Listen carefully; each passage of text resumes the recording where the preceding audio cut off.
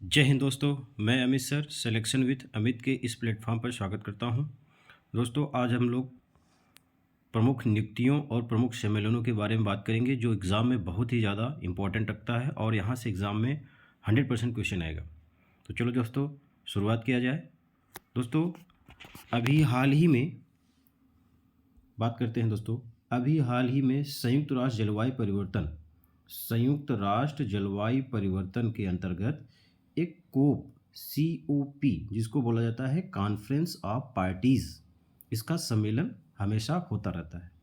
तो ये 27वें क्रम का सम्मेलन था जिसको बोला गया COP27। क्या बोला गया? COP27। तो बोला जाए COP27 का सम्मेलन कहाँ हुआ? तो शर्म अल शेख मिस्र का एक स्थान है, वहीं पे इसका सम्मेलन किया गया। ठीक है, मिस्र एक देश है जो नील नदी किनारे बसा हुआ है और दुनिया की पुरानी सभ्यताओं में, चाहे वो हड़प्पा कालीन सभ्यता हो भारत के अंतर्गत थी, मिस्र की सभ्यता थी और मेसोपोटामिया की सभ्यता। मेसोपोटामिया का हाँ, ये 3-4 सभ्यताएं चलती थी, उसमें से एक सभ्यता यहाँ भी थी। ठीक है, जिसमें एग्ज़ाम में एक क्वेश्चन पूछ देता है कि मिस्र जो है किस नदी के किनारे बसा हुआ है? तो नील नदी के किनारे। दुनिया की सबसे लंबी नदी कौन है? नील नदी है। ठीक है दोस्तों, तो अभी COP कॉन्फ्रेंस ऑफ पार्टीज 27 का सम्मेलन जो 2022 वाला हुआ है, ये कहाँ पे हुआ है? शर्म अल शेख मिस्र। शर्म अल शेख अगर आप नहीं याद कर पा रहे हैं तो केवल आप मिस्र याद करिएगा। ठीक है बच्चे, तो इसमें क्या किया गया? इस सम्मेलन में एक जो है एक प्रोजेक्ट लॉन्च किया गया। उस प्रोजेक्ट का नाम है क्या? Mangrove alliance for climate. Mangrove alliance for climate, जिसको बोला गया MAC का फुल फॉर्म क्या हो जाएगा? Mangrove alliance for climate. इसमें लॉन्च किया गया। मैंग्रोव वन क्या होते हैं? ऐसे वन जो दलदली भरे स्थानों पर उगते हैं, उनको हम मैंग्रोव, और ख़ास करके ये नमकीन वन होते हैं, यानी ये नमकीन भरे दलदल वाले स्थानों पर उगते हैं। जैसे जब आप जानते हैं कि भारत की कई ऐसी नदियाँ हैं जो बंगाल की खाड़ी में गिरती हैं, ठीक है, और जहाँ पर वो डेल्टा का निर्माण करती है, तो जहाँ पर डेल्टा का निर्माण करती हैं वैसे स्थानों पर ही ऐसे वनों का निर्माण होता है। तो COP27 में MAC का जो है MAC को लॉन्च किया गया, यानी मैंग्रोव अलायंस फॉर क्लाइमेट को लॉन्च किया गया, जिसका उद्देश्य क्या है? यानी MAC का उद्देश्य क्या है? तो इसका उद्देश्य है मैंग्रोव पारिस्थितिकी तंत्र के संरक्षण और बहाली।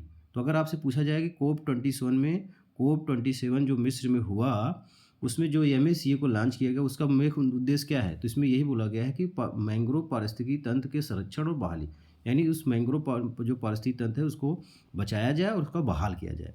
अच्छा, इसमें कितने देश हैं? तो इसमें 7 देश हैं। MAC में कितने देश हैं? 7, जिसमें है UAE है, इंडोनेशिया है, भारत है, श्रीलंका है, ऑस्ट्रेलिया है, जापान है, स्पेन है। ये 7 देश हैं जो इसमें मैक में शामिल है।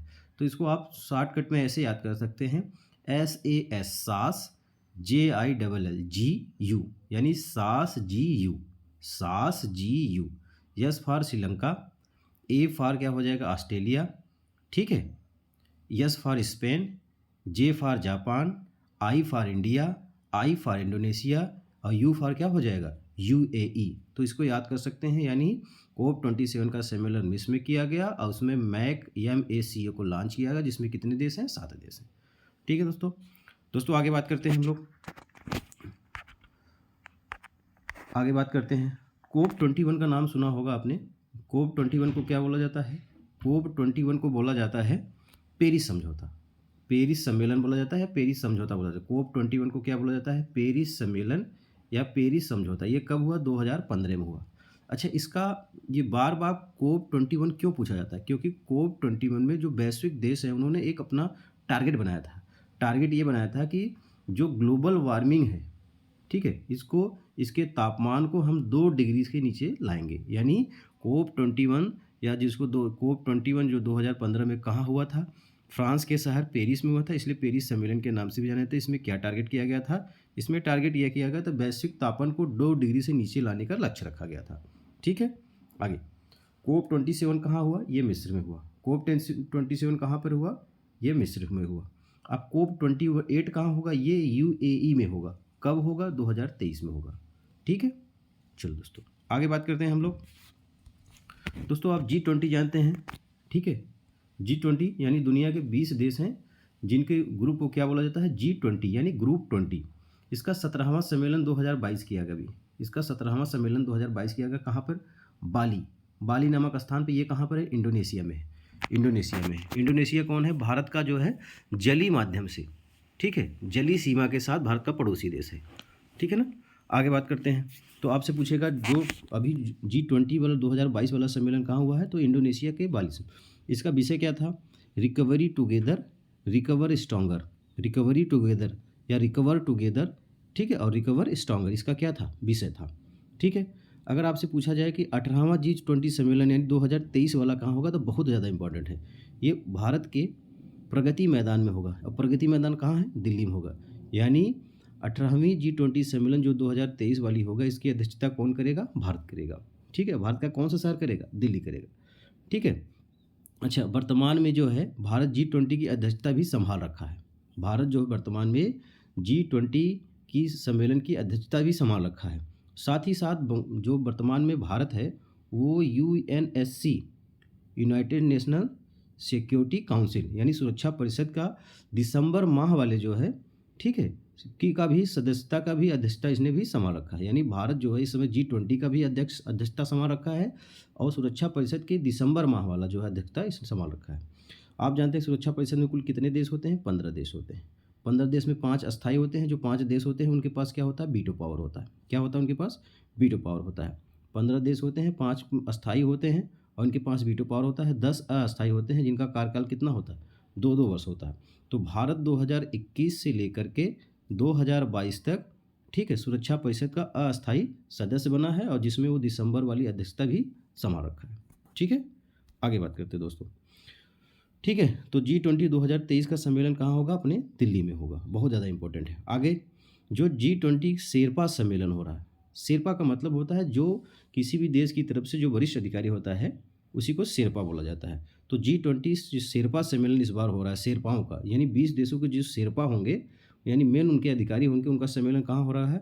उदयपुर। बहुत ज़्यादा इंपॉर्टेंट है, ठीक है। और उदयपुर कहाँ है? राजस्थान में है, ठीक है। तो अगर आपसे पूछा जाए G20 शेरपा सम्मेलन 2022 भारत के किस शहर में हो रहा है या हुआ? उदयपुर में हुआ। उदयपुर कहाँ है? राजस्थान में है। तो अगर पूछ लिया जाए वर्तमान में भारत का G20 शेरपा कौन है, तो अमिताभ कांत हैं। कौन है? अमिताभ कांत हैं। यही वही अमिताभ कांत जो पहले नीति आयोग के क्या थे? CEO थे। क्या थे? CEO थे, ठीक है। बातें स्पष्ट हो गए। और ये वर्तमान में क्या है? G20 के शेरपा है। तो G20 के जो अध्यक्षों, G20 के शेरपाओं के अध्यक्षों का सम्मेलन जो जहाँ पर हुआ, कहाँ पे हुआ? भारत के उदयपुर के, राजस्थान के उदयपुर में हुआ, ठीक है। आगे बात करते हैं, ठीक है दोस्तों, आगे बात करते हैं, ठीक है। ये बहुत ज़्यादा इंपॉर्टेंट है क्वेश्चन जो पूछा जाएगा। ये पूछा जाएगा भारत का पहला निजी रॉकेट, भारत का पहला निजी रॉकेट, उसका नाम क्या है? विक्रम-S। अच्छा, 2022 में विक्रम शब्द बहुत ज़्यादा महत्वपूर्ण हो गया है। अभी क्यों हुआ है मैं आपको बताऊंगा। तो भारत का पहला निजी रॉकेट यानी प्राइवेट रॉकेट, निजी रॉकेट का मतलब ये हो गया प्राइवेट रॉकेट। ऐसा कि नहीं कि भारत अभी तक रॉकेट बनाया ही नहीं था, भारत रॉकेट बनाया था, बट ये प्राइवेट रॉकेट है। यानी भारत का एक अभी तक क्या है, या तो DRDO बनाया करती थी रॉकेट, या ऐसे मतलब भारत के जो अनुसंधान केंद्र थे वो बनाया करते थे, जो गवर्नमेंट सेक्टर के हुआ करते थे, लेकिन इस बार ये प्राइवेट में बनाया। तो भारत का पहला निजी यानी प्राइवेट रॉकेट कौन है? उसका नाम क्या है? विक्रम-S। क्या नाम है? विक्रम-S, ठीक है। जिसे कहाँ से लॉन्च किया गया? श्रीहरिकोटा, इसरो का जो एक संस्थान है श्रीहरिकोटा, वहीं से लॉन्च किया गया। और श्रीहरिकोटा कहाँ पर है? आंध्र प्रदेश में। कहाँ पे है? आंध्र प्रदेश में, ठीक है। अच्छा, अभी पूछा जाएगा कि ये जो भारत का ये विक्रम-S निजी रॉकेट है, इसको किसने बनाया? तो एक स्काई रूट एयर स्पेस है, उसने बनाया। किसने बनाया? Skyroot Aerospace. ये कहाँ पे है? हैदराबाद में। ये कहाँ पे है? हैदराबाद में, ठीक है। बात स्पष्ट हो गया। यानी भारत का पहला निजी रॉकेट कौन है? विक्रम-S है। इसको किसने बनाया? स्काई रूट एयर स्पेस ने बनाया, ठीक है। अच्छा, आगे बात करते हैं कि ये विक्रम शब्द क्यों इंपॉर्टेंट है। अभी आपने सुना होगा कि जो लड़ाकू विमान होते हैं उनको मतलब एक ऐसा पोत जो लड़ाकू विमान वाहक हो, यानी अपने ऊपर लड़ाकू विमान को रख सके और लड़ाकू विमान को उड़ा सके, मतलब वहाँ पर रनवे भी होगा, सब कुछ होगा। तो भारत का पहला स्वदेशी विमान वाहक पोत कौन है? उसका नाम क्या है? INS विक्रांत। INS विक्रांत, ठीक है। INS विक्रांत है। इस INS विक्रांत को किसने बनाया? Kochi shipyard limited. Kochi shipyard limited, Kochi shipyard limited जो है, ठीक है, इसने क्या बनाया? भारत का पहला स्वदेशी विमान वाहक पोत, जिसका नाम क्या है? INS विक्रांत, ठीक है। आगे बात करते हैं,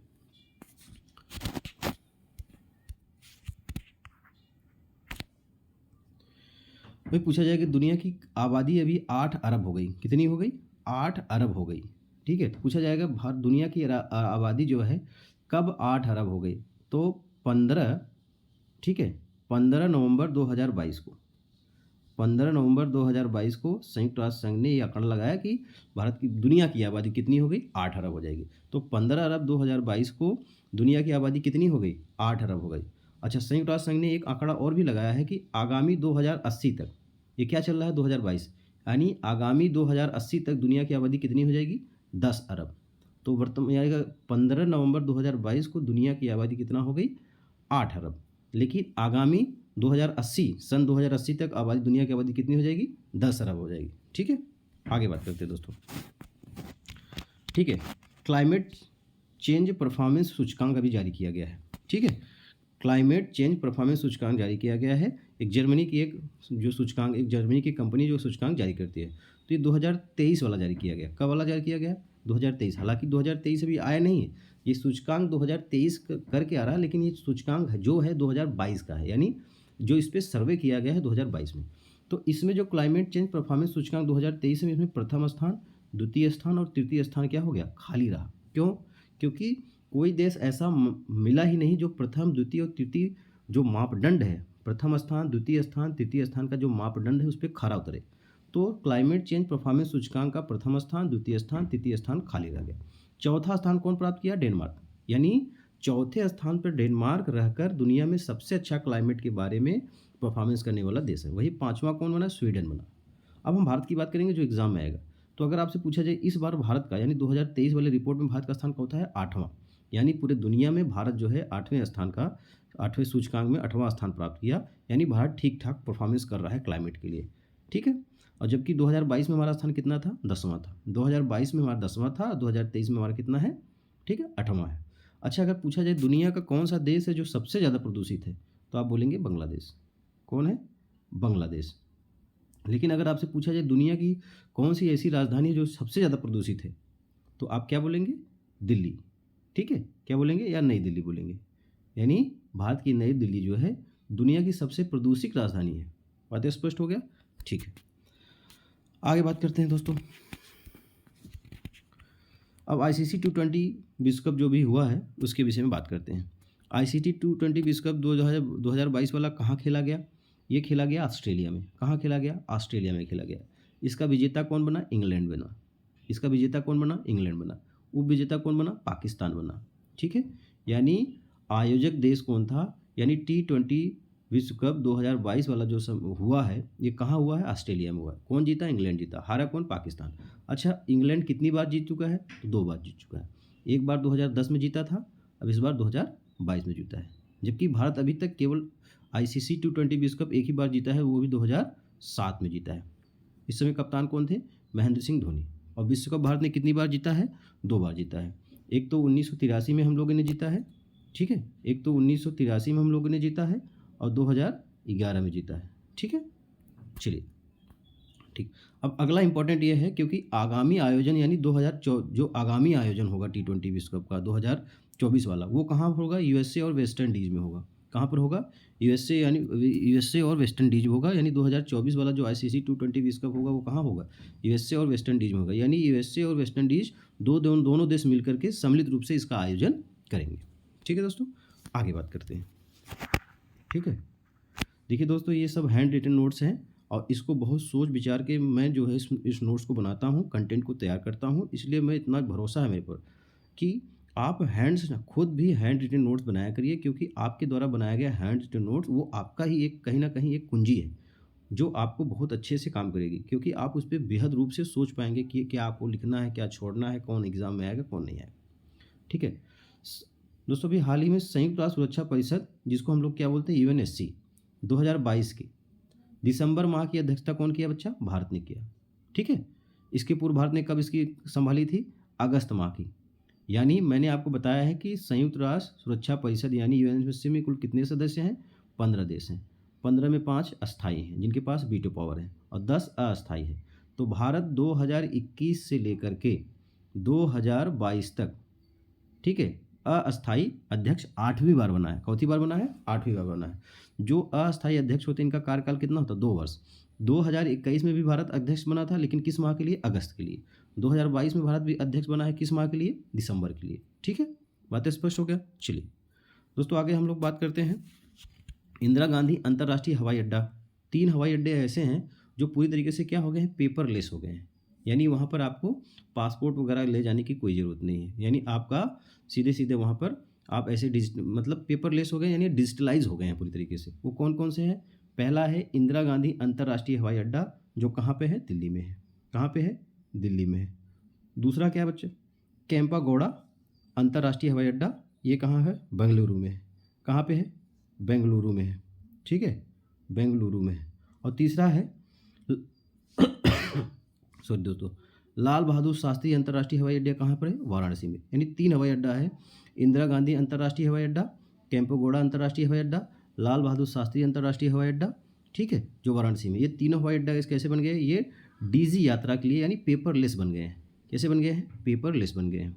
ठीक है दोस्तों, तो ये हो गया। तो दोस्तों ये कुछ क्वेश्चन थे जिसके बारे में हमने आपसे चर्चा किया, और मैं आपसे आशा करता हूँ कि आपको भली भांति से हमारे से ये कंटेंट समझ में आ रहा होगा। अगर हमारे कंटेंट, अगर हमारे प्रयास आपको बहुत अच्छे लग रहे हैं तो आप इसको हमारे चैनल को सब्सक्राइब करें, लाइक करें, शेयर करें और कमेंट करें।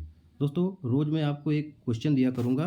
तो आज का क्वेश्चन जो मेरा क्वेश्चन ये है कि 2023 में जो गणतंत्र दिवस पे हमारे, ठीक है, 2023 में गणतंत्र दिवस में जो हमारे मुख्य अतिथि आ रहे हैं वो किस देश के हैं और उनका नाम क्या है। ठीक है दोस्तों, तो आज के लिए इतना ही। ठीक है, धन्यवाद। ऐसे बने रहिए हमारे साथ।